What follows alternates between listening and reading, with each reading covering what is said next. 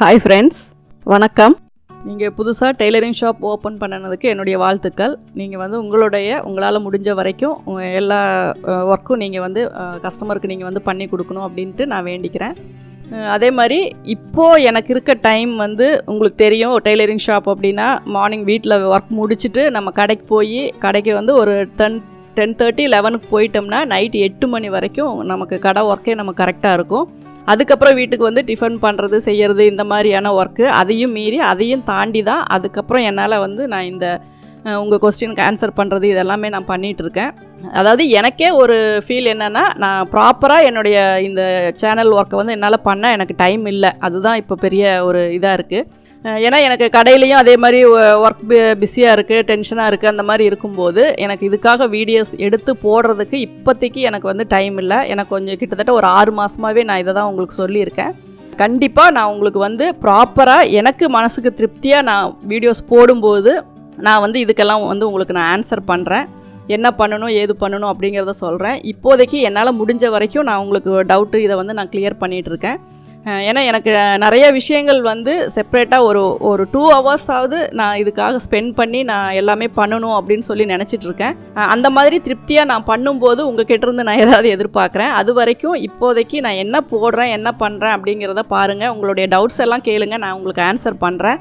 அதே மாதிரி நம்ம ஒர்க்கு அப்படிங்கும்போது ரொம்ப பிஸி இதாகவே போயிட்டுருக்கும்போது மைண்டும் நமக்கு பீஸ்ஃபுல்லாக இருக்கிறதில்ல. எப்போ பார்த்தாலும் இந்த ஒர்க்கு அந்த ஒர்க்கு இதை பண்ணணும் அதை பண்ணணும் இப்படியே தான் நம்ம போயிட்டுருக்கும்போது நம்மளால் அதுக்காக டைம் ஸ்பெண்ட் பண்ண முடியல. அதை ஒரு ரீசனால தான் நான் இப்போ என்னுடைய வீடியோஸ் எல்லாமே கொஞ்சம் கொஞ்சம் பெண்டிங் ஆகிட்டுருக்கு. ஆனாலும் நீங்கள் கேட்குறதுக்கு ஆன்சர் பண்ணணும் அப்படிங்கிறதுக்காக தான் நான் லேட் நைட் ஆனாலும் பரவாயில்ல அப்படின்னு சொல்லிட்டு நான் உங்களுக்கு இதுக்கு ஆன்சர் பண்ணிகிட்ருக்கேன். கொஞ்ச நாள் நீங்கள் அட்ஜஸ்ட் பண்ணிக்கோங்க. அது ப்ராப்பராக நான் என்ன பண்ணணும் என்ன செய்யணுன்ட்டு ஃபுல் அண்ட் ஃபுல் நான் இதுக்காக டைம் ஸ்பெண்ட் பண்ணி உள்ளே வரும்போது நான் என்னென்ன ஸ்டெப் எடுக்கணும் எப்படி பண்ணணும் என்ன செய்யணும் அப்படிங்கிறத நான் உங்களுக்கு சொல்கிறேன். இப்போ நீங்கள் எனக்காக சப்போர்ட் பண்ணுறதுக்கு ரொம்ப தேங்க்ஸ்.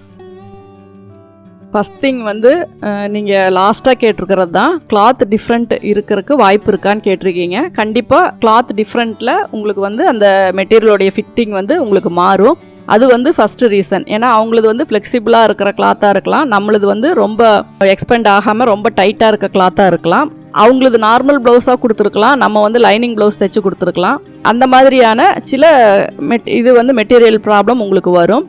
அதுவும் இல்லாமல் ஃப்ரண்ட் நெக் உங்களுக்கு மேலே தான் இருக்குது அப்படிங்கும்போது உங்களுக்கு ஓப்பன் லென்த் அதிகமாக தான் வரும். அது அதிகமாக இருக்கான்னு பார்த்துக்கோங்க. ஏன்னா கப் ஷேப் உட்காரல அப்படின்னா ஒன்றா கப்பு வெட்டுற மாதிரி இருக்கா இல்லை ரொம்ப கீழே இறங்கி இருக்கா அப்படிங்கிறத நீங்கள் தெளிவாக சொல்லணும். அதே மாதிரி மெஷர்மெண்ட்டையும் நீங்கள் எனக்கு ஒன்ஸ் நீங்கள் இவ்வளோ டவுட் கேட்கும்போது கீழே அதனுடைய மெஷர்மெண்ட்ஸு எழுதியிருந்தீங்க அப்படின்னா எனக்கு ஓரளவுக்கு இன்னும் கொஞ்சம் புரிஞ்சுட்டு உங்களுக்கு விளக்கம் சொல்கிறதுக்கு கரெக்டாக இருந்திருக்கும். அதே மாதிரி செஸ்ட் ரவுண்டு, வெயிஸ்ட் ரவுண்டு, முன்பக்க உயரம், ஓப்பன் லென்த்து, இது எல்லாமே நீங்கள் எனக்கு பட்டி எவ்வளோ லென்த் வச்சுருக்கீங்க இதெல்லாமே நீங்கள் எனக்கு சொன்னீங்க அப்படின்னா எனக்கு இன்னும் கொஞ்சம் உங்களுக்கு இதுக்கு விளக்கம் சொல்கிறதுக்கு யூஸ்ஃபுல்லாக இருக்கும். இருந்தாலும் நான் ஓரளவு சொல்லிடுறேன். உங்களுக்கு சென்டர் பாயிண்ட் கப் ஷேப்பில் கரெக்டாக வருதான்னு பாருங்கள். ஏன்னா நீங்கள் அளவு ப்ளவுஸில் இருக்கிறத நீங்கள் அதே மாதிரி கூட நீங்கள் ஸ்டிச் பண்ணணும்னு இல்லை. உங்களோட இதில் நீங்கள் எப்படி மெஷர் பண்ணுவீங்களோ ஃப்ரண்ட் போர்ஷனை மட்டும், back, sleeve, arm hole, front and back, neck உயரம், இது எல்லாமே நீங்கள் அளவு ப்ளவுஸில் எப்படி இருக்கோ அதே மாதிரி நீங்கள் ஃபாலோ பண்ணிக்கோங்க. ஆனால் ஃப்ரண்ட்டில் வர கப் ஷேப்பை மட்டும் அவங்க எப்படி கேட்குறாங்க, ஷார்ப்பாக வேணுமா இல்லை ஃப்ளாட்டாக கேட்குறாங்களா, அதை முதல்ல புரிஞ்சுக்கோங்க. அதுக்கு தகுந்த மாதிரி நீங்கள் நான் என்னுடைய இதில் நான் சொல்லி கொடுத்துருக்க மாதிரி நீங்கள் கப் ஷேப்பை மாற்றி நீங்கள் அவங்களுக்கு கட் பண்ணி ஸ்டிச் பண்ணி கொடுங்க. மேக்ஸிமம் அவங்க என்ன எதிர்பார்க்குறாங்க எப்படி இருக்கணும் அப்படிங்கிறத முதல்ல நீங்கள் புரிஞ்சுக்கிட்டு அதுக்கு தகுந்த மாதிரி அதே மாதிரி அவங்க என்ன இன்னர் போடுறாங்க எப்படின்னு பார்த்துக்கோங்க. கரெக்டாக ஃபிட்டிங்காக போடுறாங்களா இல்லை பெரிய செஸ்ட்டாக இருந்துட்டு கொஞ்சம் லூஸாக போடுறாங்களா இல்லை இன்னர் போடாமல் இருக்காங்களா, அந்த மாதிரியெல்லாம் ஒரு சில விஷயங்கள் நீங்கள் தெளிவாக தெரிஞ்சுக்கிட்டு அதுக்கப்புறம் நீங்கள் அவங்களுக்கு ப்ளவுஸ் ஸ்டிச் பண்ணீங்க அப்படின்னா மேக்ஸிமம் இந்த ப்ராப்ளம் வராது. ஏன்னா என்ன இப்போ மெயினாக கப் ஷேப்பில் உட்காரல அப்படிங்கிறத மட்டும்தான் நீங்கள் சொல்லியிருக்கீங்க. அப்போ என்ன இதுன்னா கப் ஷேப்பை சுற்றி வர்ற மெஷர்மெண்ட்ஸ் நமக்கு 3 டாட் பிடிக்கிறோம். ஓப்பன் லென்த்து நெக்கிலிருந்து ஓப்பனுக்கு எவ்வளோ வைக்கிறோம், சைடில் பட்டிக்கு எவ்வளோ வைக்கிறோம், அந்த டாட்டுக்கு டிஸ்டன்ஸ் எவ்வளோ வைக்கிறோம், அதே மாதிரி அந்த பெரிய டாட் எந்த அளவுக்கு பிடிக்கிறோம், மற்ற சின்ன டாட் ரெண்டுமே ஒரே அளவுக்கு பிடிக்கிறோமா, பட்டியை வந்து கரெக்டான பொசிஷனில் வைக்கிறோமா, இதெல்லாம் தான் அந்த ஃப்ரண்ட் கப் ஷேப்பை பொறுத்து நமக்கு வர்ற டவுட்ஸு. அதை தான் நம்ம அட்ஜஸ்ட் பண்ணணும். அதனால் உங்களுக்கு மேக்ஸிமம் அதில் என்ன ப்ராப்ளம் வருது அப்படிங்கிறத நீங்கள் வந்து அனலைஸ் பண்ணிக்கிட்டு அதுக்கப்புறமா உங்களுடைய மெத்தட் படி நீங்கள் அவங்களுக்கு ஸ்டிச் பண்ணி கொடுங்க. ஃப்ரண்ட் கப் ஷேப் இதெல்லாமே அதுலேயே இருக்கிற மாதிரியே வைக்கணும்னு இல்லை, நீங்கள் கற்றுக்கிட்டபடி நீங்கள் வச்சு கொடுத்து பாருங்கள். அதுக்கப்புறம் அவங்களுக்கு எது ஓகேன்னு தெரிஞ்சுக்கிட்டு அதுக்கப்புறம் உங்களுடைய இதை வந்து நீங்கள் சேஞ்ச் பண்ணிக்கோங்க. செஸ்ட்டு வந்து 38, இடுப்பு வந்து 36, ஆம்ஹோல் வந்து 18, இந்த அளவு மட்டும் நீங்கள் சொல்லியிருக்கீங்க. இது வந்து ஒரு ப்ளவுஸ் தைக்கணும் அப்படின்னா அந்த 38 இன்ச்சோட ஒரு 4 இன்ச்சு நீங்கள் ஆட் பண்ணிக்கோங்க. அப்போ வந்து உங்களுக்கு 42 வரும். 42 வரும்போது 10.5 இன்ச்சு வந்து உங்களுக்கு செஸ்ட் ரவுண்டு, பக்கத்தில் 1.5 இன்ச்சு மார்க் பண்ணிக்கோங்க. 36 அப்படிங்கும்போது வெயிஸ்ட் வந்து 9 இன்ச்சு வரும், ப்ளஸ் 1 இன்ச்சு டாட் பிடிக்கிறதுக்காக ஆட் பண்ணிக்கோங்க.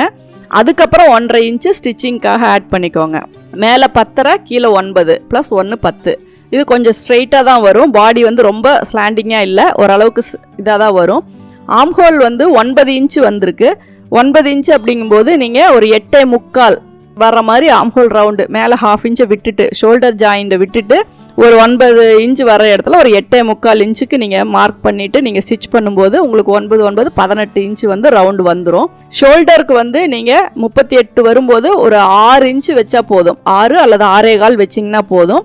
ஷோல்டர் ஆம்ஹோலுடைய உயரம் வந்து மேலே 6 வச்சிங்க அப்படின்னா 6.5 வச்சு நீங்கள் ரவுண்ட் அளந்து பார்த்துக்கோங்க. அதே மாதிரி நெக்குக்கு வந்து 2.75 வைங்க. 2.75 வந்து கழுத்தோட அகலம் வச்சுட்டு பின்னாடி எவ்வளோ உயரம் முன்னாடி எவ்வளோ உயரம் அப்படிங்கிறத நீங்கள் அதில் பார்த்து இது பண்ணிக்கோங்க. அதே மாதிரி முன்பக்க உயரம் வந்து நீங்கள் பேக் உயரம் வைக்கிற அளவுக்கே நீங்கள் வச்சுக்கோங்க. ஃப்ரண்ட் ஓப்பன் லென்த்து மட்டும் முன்கழுத்து ஒரு 6 இன்ச் இருக்குது அப்படின்னா அதிலிருந்து ஒரு 4 + 1 அப்படி அளவு வச்சுக்கோங்க. அதுக்கப்புறம் 3 இன்ச்சு வந்து டாட்டுக்கு கேப் விட்டுக்கோங்க. சைடில் வந்து 3 இன்ச்சுக்கு பட்டியோட உயரம் வச்சுக்கோங்க. இந்த அளவுகளெல்லாம் வச்சு நீங்கள் ஒரு ப்ளவுஸை வந்து நீங்கள் அவங்களுக்கு ஸ்டிச் பண்ணி கொடுத்துட்டு அவங்க எப்படி இருக்குது அப்படின்னு சொல்கிறாங்க அப்படிங்கிறத பாருங்கள். உங்களுக்கு வந்து ஸ்ட்ரெயிட் லைன் வராமல் வி ஷேப் மாதிரி வருது அப்படின்னு சொல்லியிருக்கீங்க. அதாவது செஸ்ட் ரவுண்டு உள்ளே போயிடுது, இடுப்பும் கை சுற்றளவும் வந்து உங்களுக்கு வந்து வி ஷேப் மாதிரி வருது, அப்படி தான் நான் வந்து அண்டர்ஸ்டாண்ட் பண்ணியிருக்கேன்.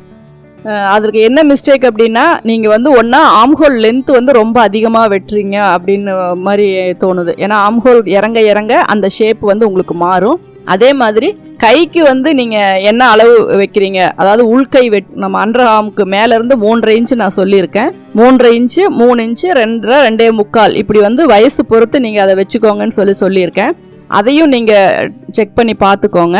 அது ஏன்னா எல்லாருக்குமே ஒரே மாதிரி வராது, ஏன்னா ஒவ்வொருத்தருக்கும் ஒவ்வொரு மாதிரியான அந்த ஷேப் வந்து அப்படி வரும். ஆனால் மேக்ஸிமம் நம்ம வந்து ஒரே ஸ்ட்ரைட் லைன் தான். ஸ்லீவ்லேருந்து கை சுற்றளவு, ஆம்ஹோல் சுற்றளவு, இடுப்பு சுற்றளவு மூணையுமே நம்ம கனெக்ட் பண்ணும்போது லைட்டாக ஒரு ஸ்லாண்டிங்காக ஆனால் நேர்கோடு தான் நமக்கு வந்து வரும். அதில் வந்து ஆம்ஹோல் அதிகமாக வெட்டி இருந்தோம் அப்படின்னாலும் உங்களுக்கு உள்ள இழுத்துக்கும், அப்புறம் அது வி ஷேப் தான் வரும். கை சுற்றளவு வந்து ரொம்ப கம்மியாக இருக்கிறவங்களுக்கு அந்த மாதிரி வரும். இப்படி வி ஷேப் மாதிரி மேலேருந்து இப்படி ஆம்ஹோலுக்கு அதிகமாக வந்து மறுபடியும் இடுப்பு கம்மியாக வரும். ஆம்ஹோல் வந்து உங்களுக்கு ரொம்ப ஒரு மாதிரி கொங்கட உழுவுற மாதிரி இருக்கும். ஆனால் அது வந்து உங்களுக்கு அதில் வந்து ஆம்ஹோல் மிஸ்டேக் தான். நீங்கள் ஆம்ஹோல் எடுக்கிற அளவு தான் வந்து உங்களுக்கு அது ப்ராப்ளமாக இருக்கும். அதனால் நீங்கள் என்ன போர்ஷனில் வந்து உங்களுக்கு மிஸ்டேக் வருதோ அதை மட்டும் ஒரு தடவைக்கு 2 தடவை நீங்கள் பாருங்கள். ஏன்னா ஆம்ஹோல் அதிகமாக இருந்தால் அந்த ப்ராப்ளம் வரும். அடிக்கை அளவு ரொம்ப கம்மியாக இருந்தாலும் அந்த ப்ராப்ளம் வரும். கை சுற்றளவு ரொம்ப கம்மியாக இருந்தாலும் அந்த ப்ராப்ளம் வரும். ஏன்னா செஸ்ட்டுக்கும் வேஸ்ட்டுக்கும் சம்மந்தம் இல்லை. ஆம்ஹோலு, அந்த அடிக்கை வெட்டுறது, ஸ்லீவ் ரவுண்டு, இந்த 3 பொறுத்து தான் அந்த மிஸ்டேக் வரும். அதனால் அதை மட்டும் நீங்கள் மறுபடியும் செக் பண்ணி நீங்கள் ட்ரை பண்ணி பாருங்கள். ஏன்னா ஆம்ஹோல் இன்னும் கொஞ்சம் மேலே ஏற்றிட்டிங்கன்னா கூட அந்த மாதிரி வராது. அதனால் அதை ட்ரை பண்ணி பாருங்கள் உங்களுக்கு எப்படி வருது அப்படின்னு சொல்லி. நீங்கள் தொடர்ந்து இந்த சேனலை பார்த்து யூஸ் பண்ணிக்கணும் அப்படின்னா இந்த சேனலை சப்ஸ்கிரைப் பண்ணுங்கள், பெல் பட்டன் ப்ரெஸ் பண்ணுங்கள், உங்கள் ஃப்ரெண்ட்ஸ் கிட்ட ஷேர் பண்ணுங்கள். அதில் ஏதாவது உங்களுக்கு கமெண்ட்ஸ் தெரிவிக்கணும்னா கமெண்ட்ஸ் பாக்ஸில் போடுங்க. தேங்க்யூ ஃபார் வாட்சிங்.